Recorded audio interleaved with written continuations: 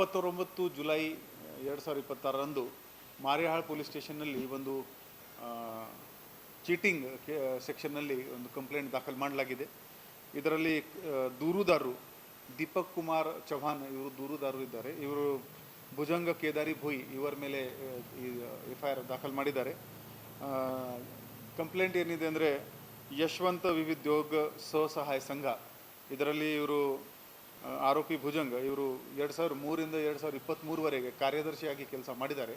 ಈ ಕೆಲಸ ಮಾಡುವಾಗ ಅವರು ಕೆಲವು ಡಾಕ್ಯುಮೆಂಟ್ ಫೇಕ್ ಡಾಕ್ಯುಮೆಂಟ್ ರೆಡಿ ಮಾಡಿದ್ದಾರೆ, ಜನರಿಗೆ ಮೋಸ ಮಾಡಿದ್ದಾರೆ ಮತ್ತು ಹಣ ಮಿಸ್ಅಪ್ರೋಪ್ರಿಯೇಟೆಡ್ ಹಣ ಏನಿದೆ ಅದು 1,96,00,000ಕ್ಕಿಂತ ಜಾಸ್ತಿ ಹಣ ಇವರು ಸ್ವಂತ ಅಕೌಂಟ್ಗೆ ತಗೊಂಡಿದ್ದಾರೆ ಅಂತ ದೂರು ನೀಡಿದ್ದಾರೆ.